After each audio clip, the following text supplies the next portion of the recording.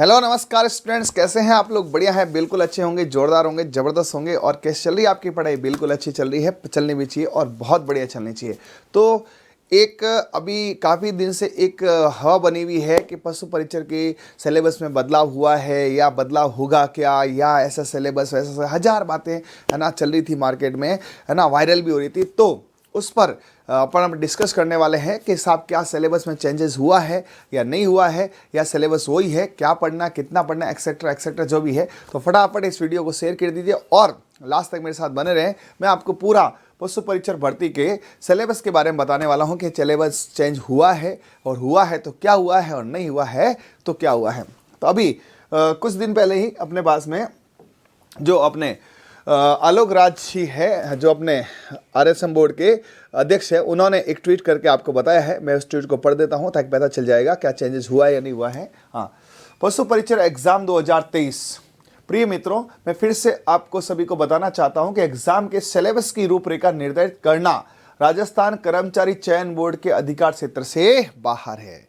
इसको कौन करता है? विभाग करता है। ठीक है, फिर भी पढ़ लेते आगे कि ये और क्या स्पष्ट करना चाहते हैं। इन्होंने स्पष्ट कहा, सिलेबस संबंधित विभाग की अर्चना के साथ आता है और हमें उससे नोटिफिकेशन में डालना पड़ता है। यानी कि जैसे पशु परिचर भर्ती है, किसकी भर्ती है? पशुपालन विभाग की। तो विभाग इसमें सिलेबस लिख के देता है कि भाई 10वीं पास में इतना इतना तुम सिलेबस पूछो। तो स्पष्ट लिखा हुआ हर एक चीज है ना, हर एक चीज स्पष्ट लिखी हुई है कि साहब नस्लें आएगी, कि रोग आएंगे, कि डेयरी आएगी, कि ये आएगा, पार्टी में कल्चर आएगा, जी के आएगा। हाँ, उसमें और अंदर तक नहीं लिखा जाता है कि साहब है ना कल्चर में कौन से जो है त्योहार आएंगे, कौन से नृत्य आएंगे, ऐसे नहीं लिखा जाता है। ये भी इन्होंने स्पष्ट किया है।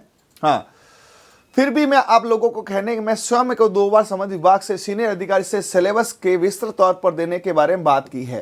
तो साहब आलोक राज जी बहुत अच्छे से इन्होंने, है ना, आप लोगों के जो ये कुछ इनके पास कमेंट्स आए हैं या इनके पास जो भी फरियाद आई है कि साहब इसको हमें डिटेल बताओ, तो इन्होंने बात करी अधिकारियों से, आप थोड़ा डिटेल बताओ। तो उन्होंने क्या कहा अधिकारियों ने, है ना, उनका मत है कि पहले कई परीक्षाओं में इसी प्रकार से सिलेबस दिया है और जितना दिया ठीक है, उसको अब चेंज करना उचित नहीं होगा, कोई चेंजेस नहीं होगा। इसलिए अब आप दिया हुआ सिलेबस की गाइडलाइन से तैयारी करें। मुझे उम्मीद है कि इस इश्यू पर दोबारा आप नहीं उठाएंगे। जय हिंद। ये इनका पोस्ट है, अभी तुरंत ही है, ताजा ताजा ही है। ठीक है, तो ये ट्विटर इसलिए इनको डालना पड़ा कि कई बार लोग आ रहे थे कि साहब डिटेल बताओ सिलेबस में क्या आएगा, 10वीं तक की गणित कैसी होती है। तो यार सबको पता है 10th तक की आपके साइंस गणित और ये आएगी, और पशुपालन जो है वो 10th में है ही नहीं। 10वीं में कौन सा पशुपालन है? तो 10वीं का नहीं आएगा पशुपालन। 11वीं 12वीं या हो सकता है थोड़ा डिप्लोमा वाला लिया जाए, लेकिन डिप्लोमा के यूं नहीं लेंगे। डिप्लोमा के लिए LSA का टेस्ट होता है ना, जो अब LSI बन चुके हैं। ठीक है, तो डिप्लोमा वालों के लिए LSI की अलग पृथक परीक्षा होती है, पशुधन सहायक परीक्षा बोलते हैं उसको। ठीक है, डॉक्टर्स के लिए अलग परीक्षा होती है जिनके लिए BVSC आती है। अब BVSC तुम्हारा आ नहीं सकती, डिप्लोमा आ नहीं सकता, तो ओवरऑल जाता है आप कहां से पढ़ेंगे। तो अभी जो कृषि पर्यवेक्षक, जेट, सुपरवाइजर, जो भी समकक्ष परीक्षाएं हैं, उन परीक्षाओं का आप एक तरीके से पूरा एनालिसिस करें और 11th 12th NCERT RBSC books को आप पढ़ सकते हैं, क्योंकि 10वीं तक है नहीं, बहुत ज़्यादा जाना नहीं है। तो 11वीं 12वीं लेवल इनफ है ना। तो 11वीं 12वीं तक का जो भी आपके है पशुपालन वो आप पढ़ लें। उसके लिए उत्कर्ष ने बुक भी निकाली हुई है, और उसके लिए हमारी एग्रीकल्चर उत्कर्ष, जहाँ पे अभी क्लास देकर निरंतर 8 से 9 क्लासें भी आती हैं। और इसके अलावा हम समय समय पर आपको अच्छे से गाइडेंस करते रहते हैं कि किसी मिस अंडरस्टैंडिंग में नहीं जाए, किसी मिस ऐसी जगह पे नहीं जाए जहाँ पे आपको गलत फहमी का शिकार होना पड़े।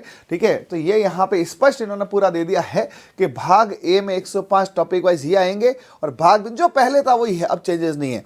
फिर भी आपको इस भर्ती से संबंधित डाउट है कि साहब हमें तो फिर भी समझ नहीं आ रहा क्या सिलेबस है, पेपर कैसे होगा, ठीक है, इसमें जो है क्या क्या पूछा जाएगा, भर्ती कैसी है, नौकरी कैसी, ये सब।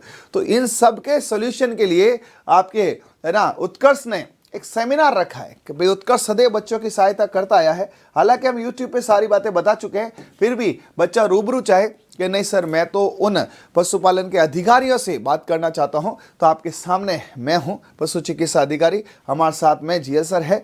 ठीक है, ये आपको सेमिनार में सारा कुछ बताएंगे कि पहली बात ये भर्ती क्या है, इस भर्ती का ग्रेड पे यानी पैसा कितना मिलता है, इस भर्ती में पेपर कैसा होता है, इसमें पार्ट ए पार्ट बी के 150 सवाल कैसे आएंगे, इसमें आपको परफेक्ट पूरा पेपर लिया जाएगा और 90 मिनट का 150 का होगा। उसके बाद में आपको इसमें भाई आप सेमिनार में आए, आपका किराया खर्चा किया आपने, तो आपके लिए हम गिफ्ट क्या दें, तो सबसे बड़ा गिफ्ट होता है शिक्षा का, ठीक है ना। शिक्षा गिफ्ट में आपको हम यहाँ पे ट्रिक्स की एक बुकलेट देने वाले हैं पूरी, जिस बुकलेट में ट्रिक्स होगी, मतलब बुक्स ट्रिकों वाली किताब आपको देने वाले फ्री ऑफ कॉस्ट। उसके अलावा जो पार्ट बी की एक महंगी किताब 180 रुपये भी महंगा लगता है जिनको, तो उस पार्ट ए की 180 की किताब आपको मात्र 100 रुपये में यहाँ पे दी जाएगी। और ये टाइम नोट कर लेना, डेट नोट कर लेना, 11 फरवरी 12:30 बजे उत्कर्ष कॉम्प्लेक्स जोधपुर में होने वाला है, ठीक है। तो आप निश्चित रहें, कोई भी चेंजेस होता है, कुछ भी होता है तो उत्कर्ष आपको सबसे पहले बताएगा और उत्कर्ष आपको गाइडेंस करता रहेगा। तो और गाइडेंस के लिए आप इसमें आए और एकदम रूबरू, है ना, एकदम रूबरू आप मुझसे पूछिए क्या होता है इस भर्ती में, ठीक है। तब तक के लिए okay, thank you, bye, all the best.